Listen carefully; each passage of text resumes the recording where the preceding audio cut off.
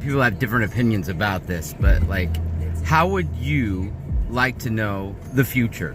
No, I mean, like sometimes I think I would like to know the future because I want to know what's coming. I want to know where God's leading. I want to know the next thing. And the future can be bright and beautiful and wonderful, but sometimes, like, I think I wouldn't want to know the future because I don't want to know what's coming next. I don't want to know what downfall, what trauma, what difficulty, what challenge is coming next. You know, I mean, like, maybe there are times when I feel like I can prepare for those things, but like, I would like to know the future. Ecclesiastes 3:11 talks about that. Like, we want to know what's coming. We want to know what's just ahead. We want to know the future.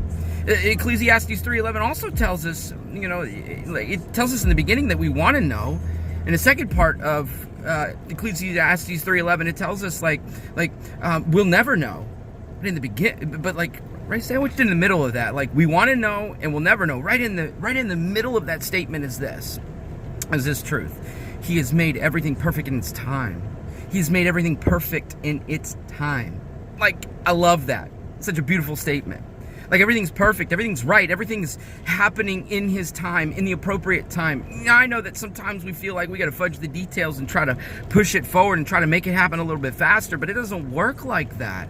Life doesn't work like that. As frustrating as it is, life doesn't work like that. We just want to expedite the experience. We want to get to the other side. We want to grow stronger faster. We want to grow endurance faster. We don't want to have to work at it. We don't have to run, you know, the miles and lift the weights and eat the better meals to get to that place where we look better, where we feel better, where we're stronger. We want to get there immediately. But God, you know, God, it takes time, it takes effort, it takes energy. And the beautiful thing, though, is in this life, in this experience, in these moments in us, we can trust God that He is going to make everything happen the right time, the right time.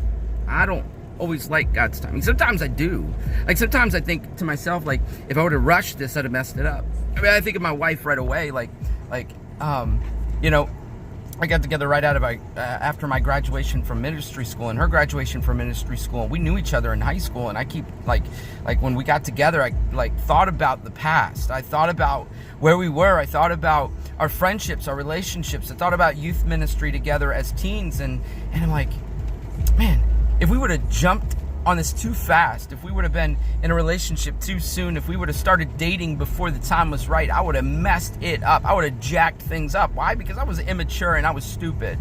Like, I mean, you know, like, I was a mess, and I was making poor decisions. And like, if I would have entered a relationship with her, if I would have engaged in her as a you know, I mean, things would not have gone right. Things would not have been healthy. Things would have not have been true. And like, I just looked at her, like, in that time frame and in high school, I'm like, man, you're too good. You're too wonderful. You're too beautiful. You're too special. And I always felt like she was this unattainable beauty that I would never have, that I would never be able to call her mine. And I began to be okay with that. And then, like, the story unfolds, and some of you guys have heard this, but God told me specifically, like, really clearly, this is the woman you are going to marry. And I mean, I was crazy, like, ludicrous crazy. I stepped into that moment, and we met together one day, and I said, hey, look, I just want you to know that I love you. You're going to be my wife.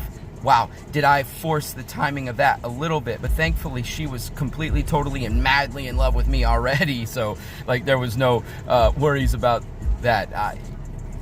I mean, she said, don't push it, all right? Which wasn't a flat out, you know, like, rejection. So I was like, okay, I'm not going to push it, even though I just really pushed it up to the edge here. But God's timing on a relationship was perfect. It happened just as it was supposed to do. It happened at the right time, the right moment. And it was just like so beautiful as everything about our lives began to unfold together up until our marriage, and almost 20 years, just how wonderful and beautiful and amazing and special our marriage is. It was at the right timing. I want to know what's coming. I want to know what the future holds. I want to know the moments just ahead of me. I want to know how God is designed my next few minutes even. But I'll never know. I'll never know. And I got to be okay with that. I got to be all right with that. I've got to realize that He's got a plan and He's got a purpose, and that in His timing, in his timing. He's never early, he's never late. It is perfect timing.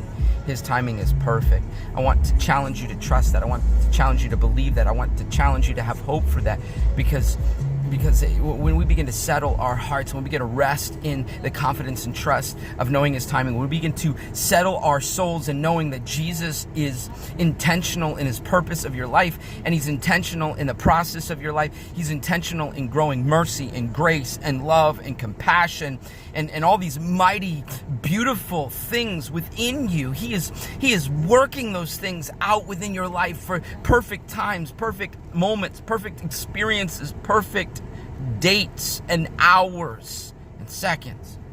Trust him. Trust him. Trust him. Trust him. Trust him. Trust him. Believe in him. Hope in him. Hope in the work he is doing. I love you guys. Be blessed. Be encouraged. Be strengthened. You may not know, but he knows. And you may never know, but he knows. He knows. And we can trust him. We can trust him. We can trust him. I know I keep saying that, but I just want you to know. Trust his timing. I love you. Jesus loves you more.